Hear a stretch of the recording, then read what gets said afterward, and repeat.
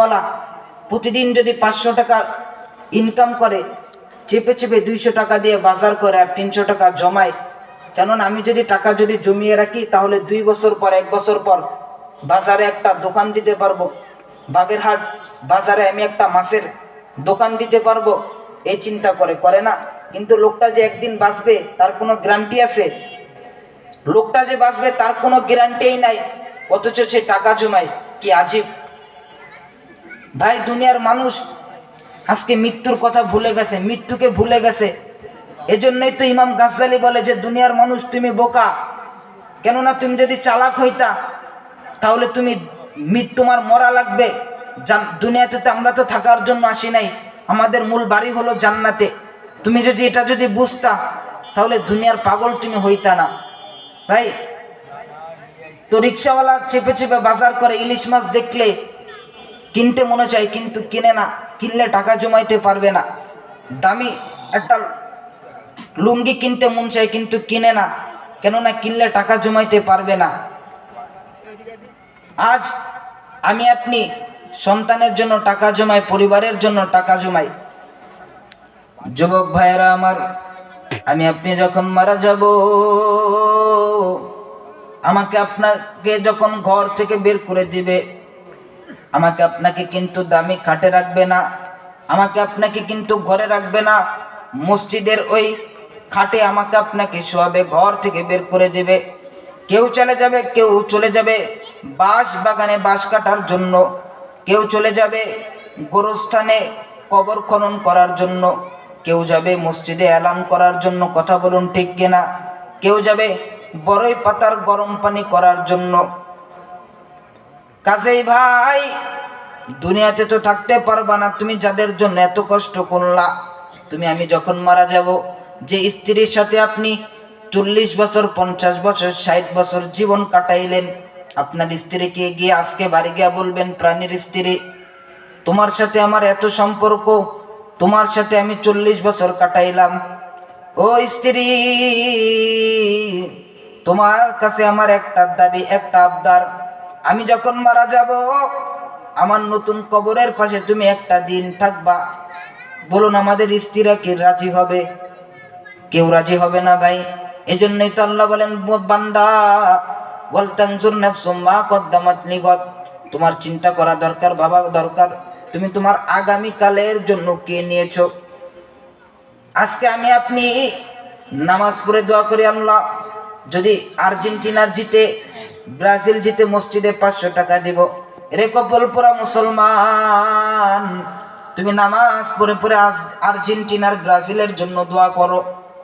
তারা তো ভাই মুসলমান না, তাদের জন্য তুমি দোয়া করো, নিজের চিন্তা করো না, নিজের ফিকির করো না। তুমি মরলে তোমার কি হবে? আজকে দুনিয়ায় যাদের জন্য তুমি এত কিছু করো, যাদের জন্য তুমি না খাইয়া না ঘুমাইয়া গায়ের রক্ত পানি বানাইয়া এত কষ্ট করলা, তুমি যখন মারা যাবা, তোমাকে যখন দাফন করে দিবে, তোমার দুনিয়ার মানুষ, তোমার মা, তোমার বাবা, তোমার ভাই বোন, একদিন কাঁদবে, 2 দিন কাঁদবে, 3 দিন কাঁদার পর সবাই স্বাভাবিক হয়ে যাবে। কেউ তোমার কথা মনে করবে না, কেউ তোমাকে মনে রাখবে না।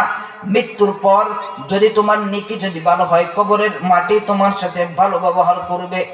আর বাবা, তোমার নেকি যদি ভালো না হয়, কবরের মাটি তোমাকে আমাকে এত জোরে চাপ দিবে যে ডান পাজরের হাড় বাম পাজরে ঢুকে যাবে, বাম পাজরের হাড় ডান পাজরে ঢুকে যাবে। কবরটা হয়ে যাবে জাহান্নামের আগুন। ভাই, জাহান্নামের আগুন সহ্য করতে পারবো না। হাসরের মাঠ আল্লাহ পাক যখন কায়েম করে ফেলবেন, হাসরের মাঠে আল্লাহ পাক যখন কহারিয়াতের আওয়াজ দিয়ে বলবেন, লিমানিল মুলকুল ইয়াউম, আজকের দিনের রাজত্ব কার? দুনিয়ার মানুষ কেউ কোনো কথা বলবে না, সবাই থরথর করে কাঁপতে থাকবে। আল্লাহ পাক আবার আওয়াজ দিয়ে বলবেন, লিমানিল মুলকুল ইয়াউম, বলো আজকের দিনের রাজত্ব কার? লিল্লাহিল ওয়াহিদিল কাহার। কই দুনিয়ার সেই বড় বড় ক্ষমতাবান ব্যক্তিরা, যারা টাকার জোরে, ক্ষমতার জোরে রাষ্ট্র ধর্ম ইসলাম দুনিয়াতে থাকবে না? অনেকেই অনেক কথা বলে কিনা? অনেকেই বলে রাষ্ট্র ধর্ম ইসলাম দুনিয়াতে থাকবে না। কোথায় তারা আজকে? তারা কোথায়? তাদেরকে আমার সামনে নিয়ে এসো। হাসরের মাঠে মানুষগুলো কোনো কথা বলবে না, সবাই ভীত সাব্যস্ত থাকবে, সবাই কান্নাকাটি করবে। সবাই শুধু বলবে ইয়া নাফসি ইয়া নাফসি, আল্লাহ আমাকে বাঁচাও।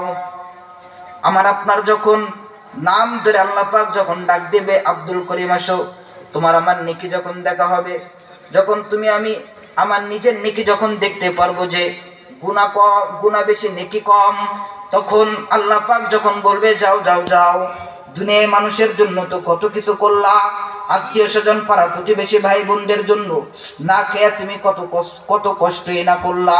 মসজিদে আজান হয়েছে, আল্লাহু আকবার, আল্লাহ সবচেয়ে বড়, তারপরও তুমি মসজিদে যাও নাই। দুনিয়ার মানুষদের জন্য, আত্মীয় স্বজনদের জন্য তুমি টাকা ইনকাম করেছো, নামাজ পড়তে যাও নাই। যাও যাও যাও, গিয়া দেখো তোমার আত্মীয় স্বজন তোমাকে একটা নেকি দেয় কিনা। আমি আপনি যখন আত্মীয় স্বজনের কাছে যখন যাব, গিয়া মাকে যখন বলবো মা গো, আমি তো তোমার সন্তান, ও মা আমাকে একটা নেকি দাও, আমার আপনার মা আমাকে আপনাকে চিনতেই চাইবে না, বলবে দুনিয়াতে আমার তো বিবাহ হয় নাই, তুমি কোথা থেকে আসলা। আমি আপনি যখন সন্তানের কাছে যাব, সন্তানকে গিয়া বলবো বাবা তাকাইয়া দেখো, আমি তোর সেই বাপ, যেই বাপ দুনিয়ায় না খাইয়া তোর জন্য কত কষ্ট করলাম, পেটে রিক্সা, পেটে গামছা বেঁধে তোর জন্য রাত 12টা পর্যন্ত রিক্সা চালাইলাম, তোর জন্য রোদে পড়ে পড়ে এত কষ্ট করলাম রে বাবা, তোকে দুনিয়ার কত বড় ডিগ্রি অর্জন করাইলাম, এরে বাবা আমাকে একটা নেকি দাও, আমাকে যদি একটা নেকি দাও, আমি যদি জান্নাতে যাই তোমাদেরকেও নিয়ে যাব। বলুন আমার আপনার সন্তান হাসরের ময়দানে আমাকে আপনাকে একটা নেকি দিবে না? সবাই আমাকে আপনাকে চিনতে অস্বীকার করবে, আমাকে আপনাকে চিনতে অস্বীকার করবে, কেউ আমাকে আপনাকে চিনবে না, বলবে আমার কোনো বাবাই নাই, তুমি কে? ভাই ওই সময় আমার আপনার কলিজাটা ফেটে যাবে।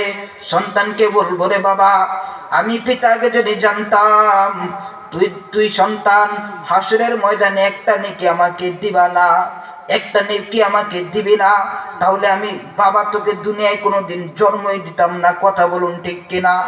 এ ভাই, এই জন্যই তো আল্লাহ বলেন দুনিয়ার মানুষ ওয়াল তানজুর নাফসুম মা কদ্দামাত লিগাদ, তোমার বাবা দরকার, চিন্তা করা দরকার, মা কদ্দামাত লিগাদ, তুমি তোমার আগামী কালের জন্য কি নিয়েছো।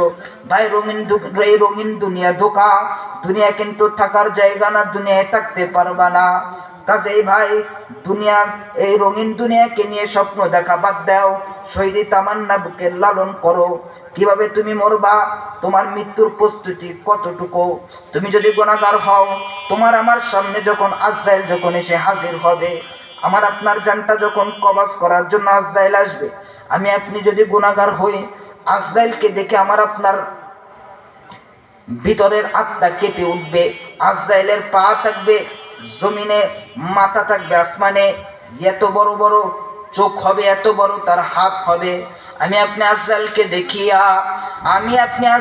দেখিয়া যখন কাঁপাকাঁপি শুরু করিয়া দিব,